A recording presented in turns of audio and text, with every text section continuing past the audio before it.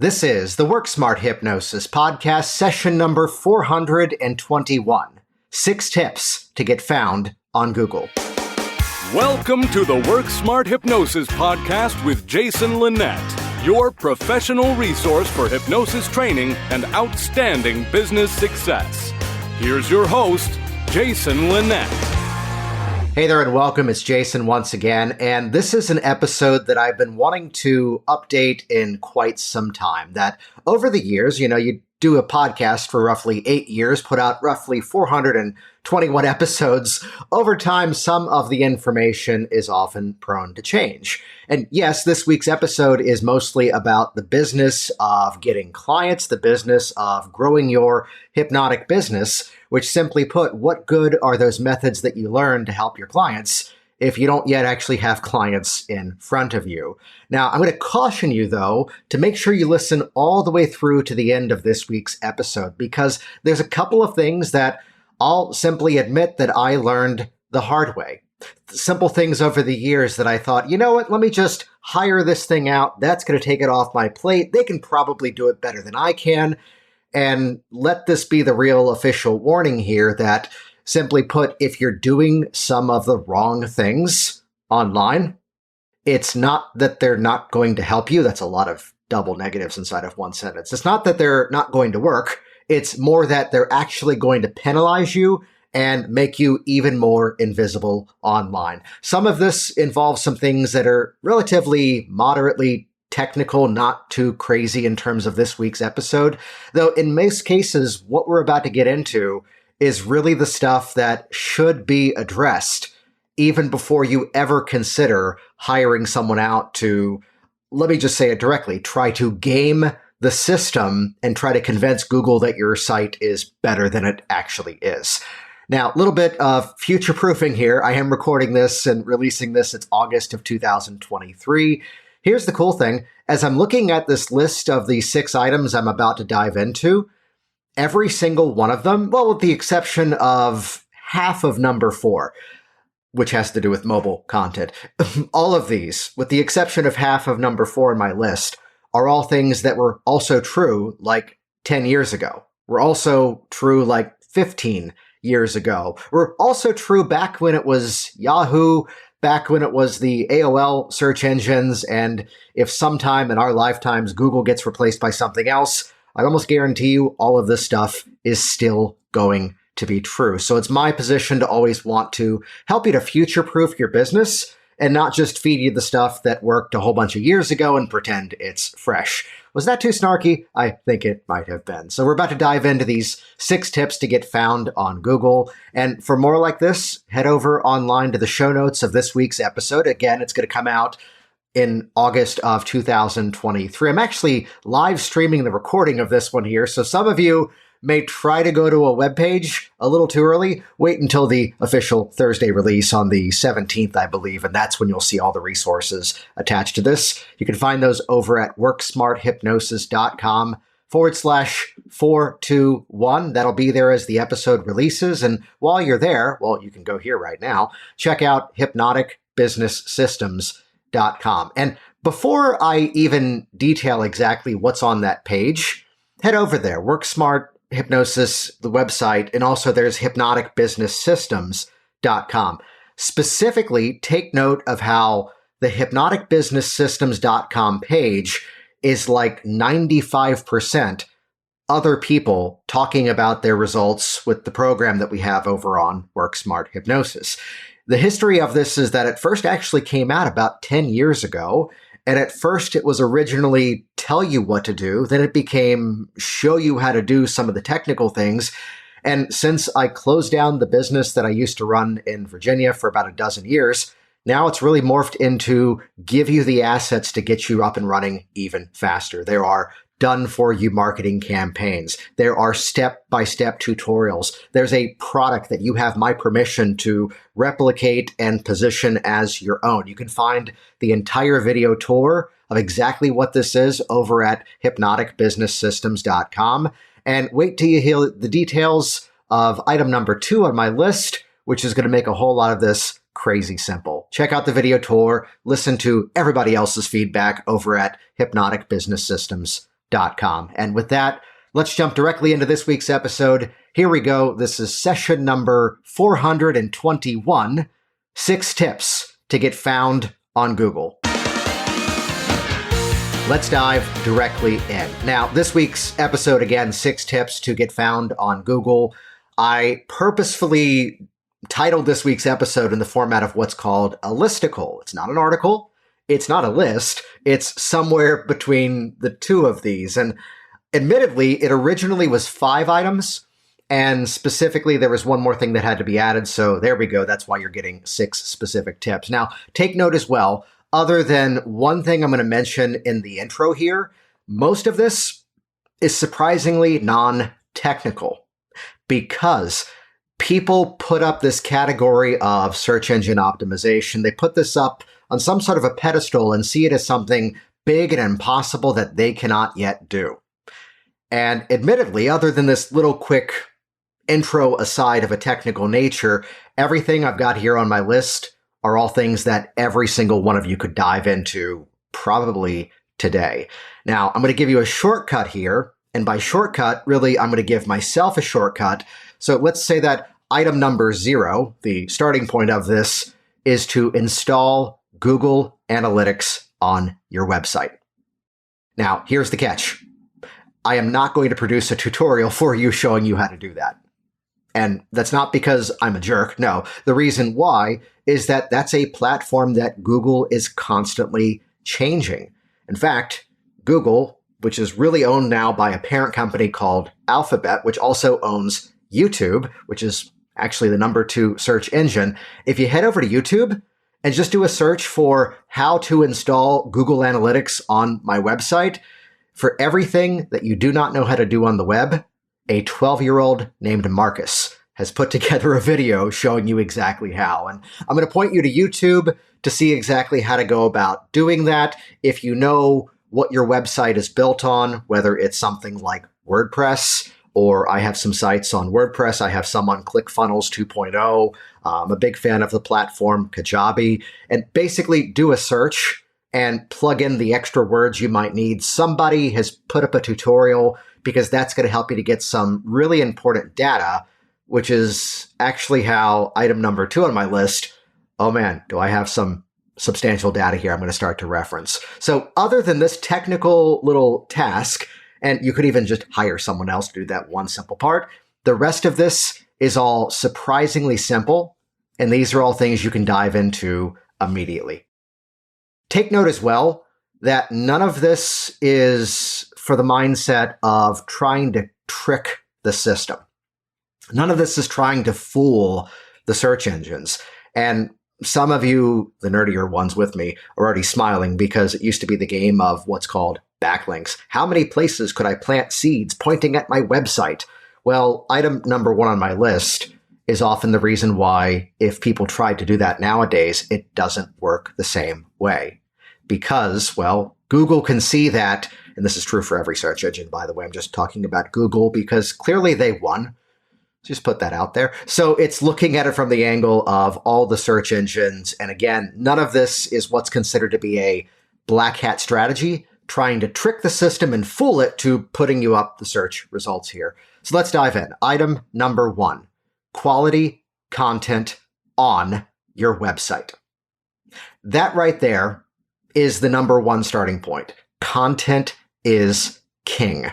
Or queen, whatever you want to call it. So looking at it from this point of view that really it's the ability to draw people in, and they're genuinely called robots. Sometimes they're called spiders.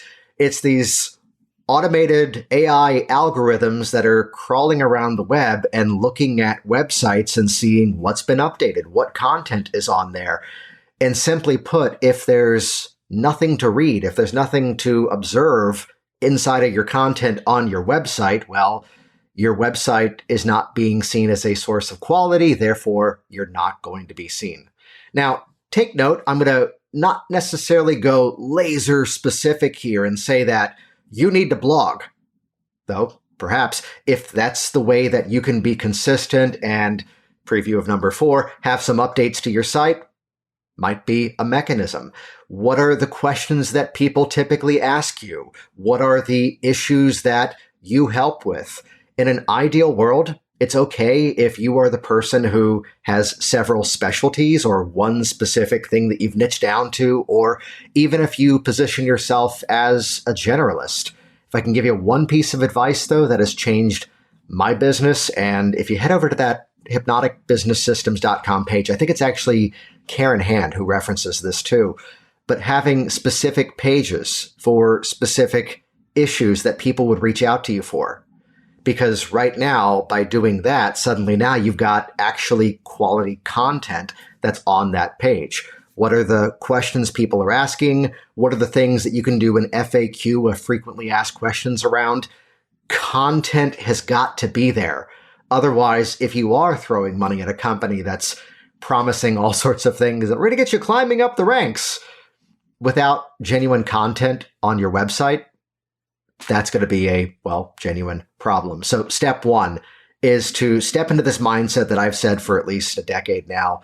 In the 21st century, you are a content creator first that happens to provide a product or a service. So start to expand what you talk about, the things you might say as you're on the phone with somebody asking about your services, the things you might talk about as you're doing parts of your intake and interview and pre-talk with your clients. Start to publish some of that on your website. Now you've actually got something for not just the robots and the spiders, but also people to truly engage with. So step one, quality content on your website.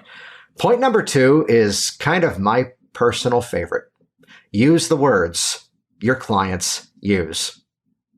Because as hypnotists, as people in this helping profession where linguistics and specific hypnotic language patterns are a big part of what we do, many of you like to get way too damn clever. And by doing so, you lose the clarity of your message and suddenly now you become invisible and they cannot find you. Okay, yeah, we all can get into these. Here come the air quotes for those of you just listening to this. Here come the subconscious rules of the mind that if we call it weight loss, somebody unconsciously is going to want to find what they lose. So you're actually setting your client up for self-sabotage by calling it weight loss. And I mean, that just sounds so damn clever, doesn't it? Yeah, but you're not going to be found and you're not going to be helping those clients wanting weight loss hypnosis. So start to think in terms of the actual words that your clients are actually using. Start to listen to your people. I have to throw in the silly anecdote of the time that I get a phone call, and it's back when I was in Virginia. Yeah, I want to come in for the smoking sensation. You see, it's funny because it's not actually pronounced sensation. It's pronounced cessation. But they said sensation, and legitimately, I did have to respond, that sounds great, but that's not legal yet in Virginia. What's your goal? I want to quit smoking. Awesome. Let's talk about that.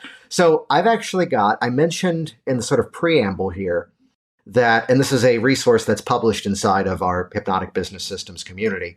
It's where right before we shut down that company in Virginia and I moved down here to Orlando, Florida, you're able with Google Analytics installed, after you have a bit of data collected on your website, to swoop in and actually see what are the words people are organically typing into the web to find what you and I do. As we like to say, guessing sucks. Here's what actually works. Now, let me throw in a disclaimer. Some of the things I'm going to reference here are a bit appropriately biased. And I'll tell you what I mean by that. They're appropriately biased because this was the data for the Virginia Hypnosis Company at the peak of its growth. This is at the height of it. So this may be swayed a little slightly based on the topics and the issues that I would have worked with as a hypnotist, and some of these I still continue to work with to this day. I say it's appropriately biased, though, because, well, that's a business that sold more than $2 million of individual private client income over the course of the more than 10 years that it ran. So yes, it's biased, but it's biased off of a hypnosis practice that actually was successful.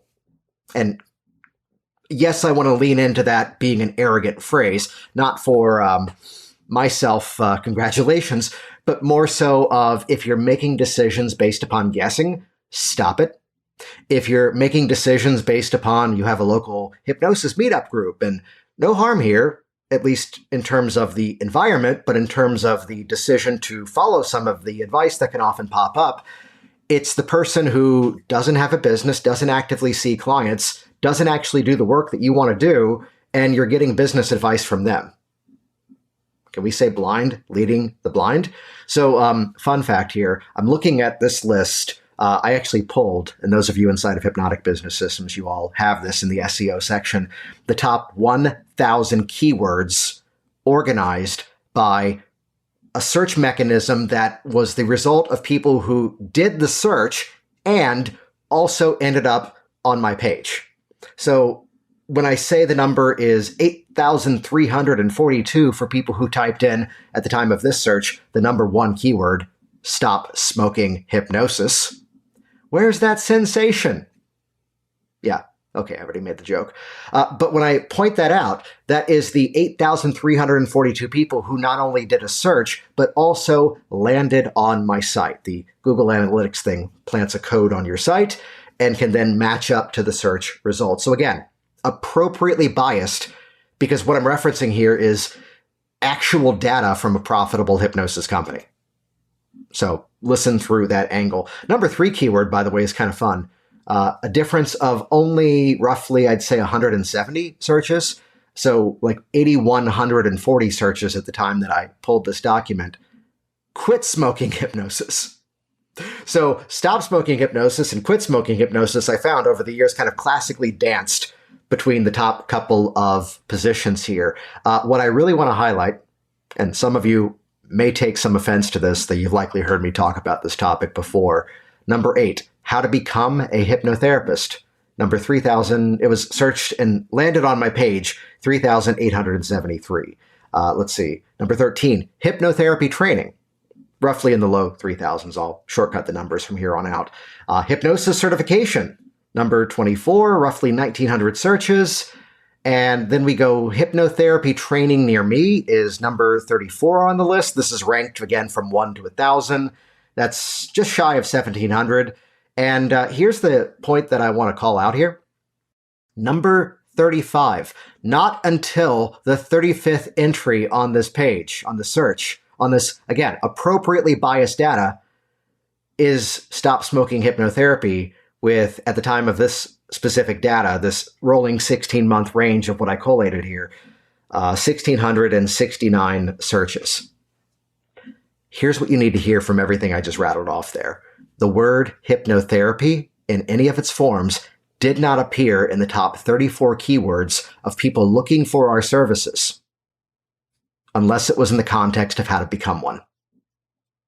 So once again, let me bang this drum, proving that it seems that, I won't say many of us because I don't include myself in this one, many of you are clinging along to a word that you think is important, but clearly the data doesn't lie. Your clients don't think is as important as you believe it to be.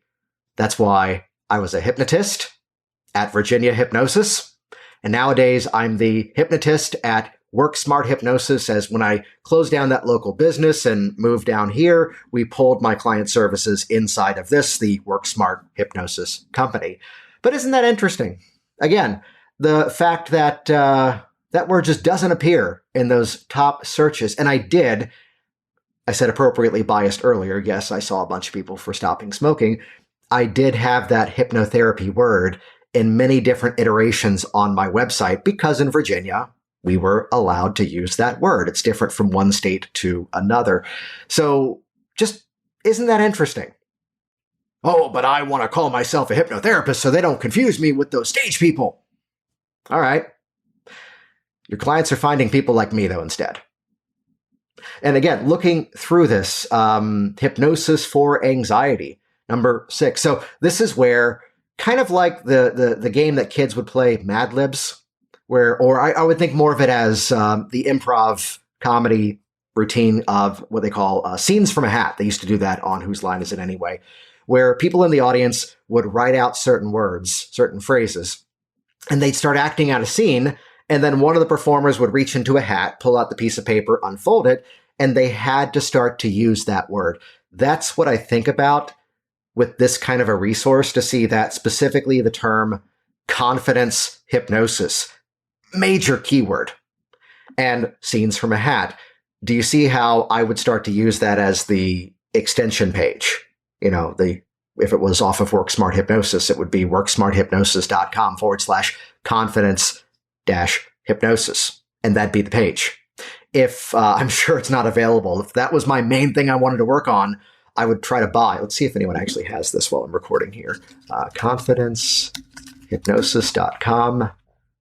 Oh, someone's squatting on it. I bet they want a lot of money. We'll leave that one there. So looking at it again from that angle of this really just cuts out a lot of that guesswork. Start to use their words, use it in the headlines, inject it into your paragraphs. Now, don't do it in a way that just screams, I'm trying to fit these words in. Some of us remember the people who used to do what was called article spinning.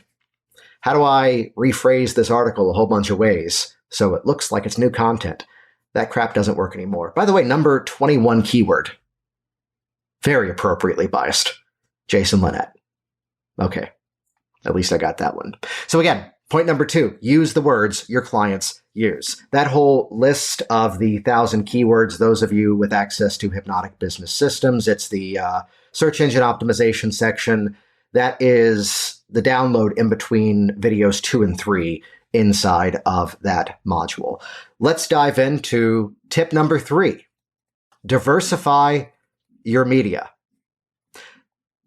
Now, careful here, because couple of points. If you're putting a bunch of graphics, if you're putting a bunch of videos, here come the air quotes for those of you just listening to this, in theory, up until recently, the search engines couldn't quite crawl that. Now, with AI-based algorithms and search content, yes, it can now. However, play a game. Go over to, and this is going to fit into item number 5, preview, act surprised when I get there, quality content off your website. When I say diversify your media, go to a Google search. Even better, here's a really nerdy pro tip. I have my computer's Apple. Everything I'm talking about will also work on Windows. And the primary browser that I use is either Google Chrome, which I prefer, or I will use like Safari, which is the Apple-based browser. Again, what I'm saying now, some of you are about to go, I don't use Apple, that's not for me. No, you can get most of these browsers, except for Safari on even Windows computers. However, I also have the Firefox web browser installed on my computer, but nothing is logged into it. That way, whenever I do a search, it's not doing a search based upon my specific login history and other things. If I'm ever doing market research, that's what I do inside only Firefox, and change that out for any other browser, by the way. And it's where if you go into a browser, specifically if you're not logged into anything, and do a search for, I'll say it so this is not just locked in a specific span of time, the current president or leader of your country, do a search for your favorite singer, do a search for a recent news story. And I'm saying this specifically just from google.com. And what I want you to take note of is how Google will basically stack information in different ways. If you did a search, right now as I'm recording this, it's a tragedy that this is happening, but there were wildfires in Maui over in Hawaii, and chances are news articles would start to pop up. Chances are followed by YouTube articles of different news programs then reporting on it. If you were to do a search for a specific actor, we've got to mark this episode in time because Pee Wee Herman, Paul Rubens, passed away last week. You might find news stories. You might find video clips. You might find bits from movies over the years. Then do a search for, well, someone you know who is not international celebrity. And basically play with different categories, and you're going to see that Google will start to feed you different search results and will change it up based upon what tends to be more favored. Well, this is one of those aspects that Google is looking for even on your website. If it's all words, if it's all text, it's going to seem a bit dated and, well, people aren't going to read it anyway. So this is where add in some video content. And If you're just starting out, it's perfectly fine to host your video publicly on YouTube and embed YouTube on your page. It kind of makes everything begin to talk to itself. Add in some images. Make sure they're not too big of a file because that can slow down the load. And okay, here's nerdy point number 2. You can add what's considered to be an alternative description to your images. Every single web designer, web builder has this as a function now. And even if you're not doing it, the AI stuff is going to try to read the image and take a guess. So you might as well instruct it.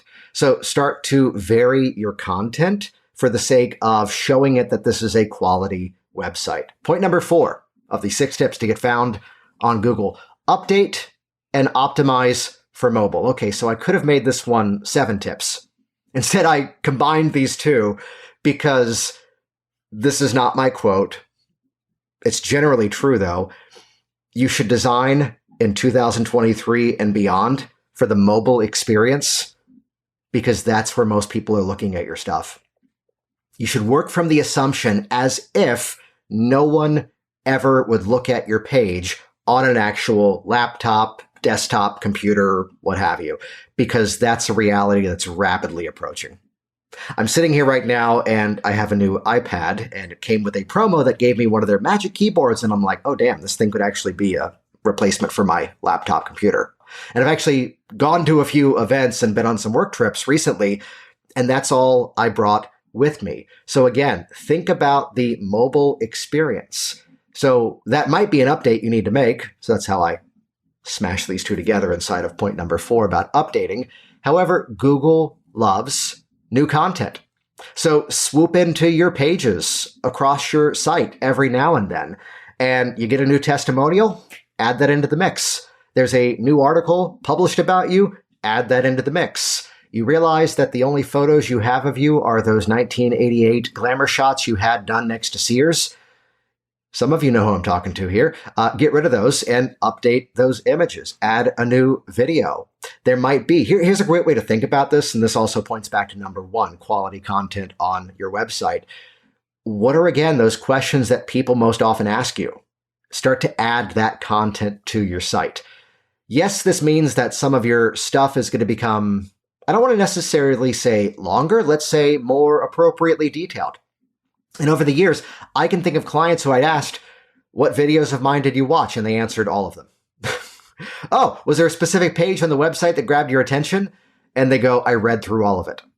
Those people are out there. So frequent updates. This again goes back to item number 1, quality content. I didn't say you have to blog, but if your way of staying up to date is to blog, hey, from the guy who has put out a podcast nearly every single week for the last 8 years and publishes, oh, am I revealing behind the curtain too much? Basically publishes every single episode as a blog updated entry on the Work Smart Hypnosis website.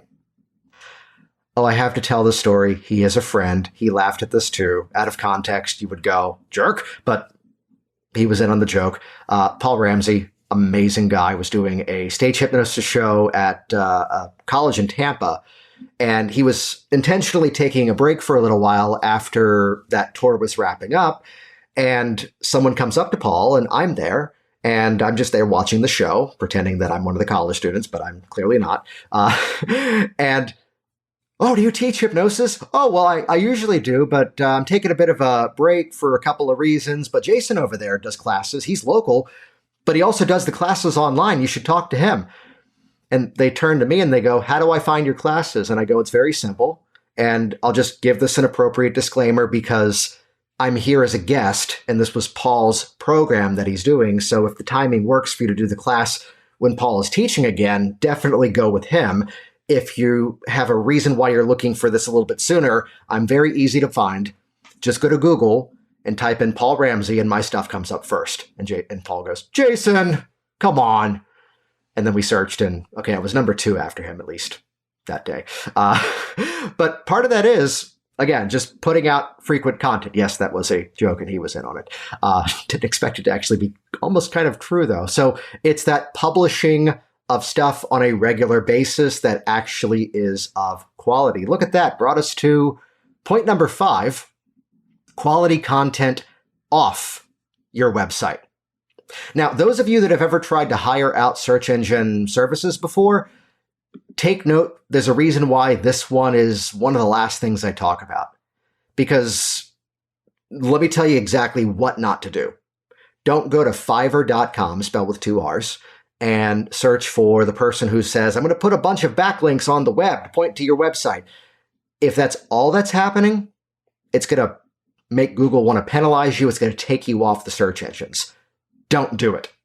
It's putting these nonsense pieces of code on other sites that are pointing to yours.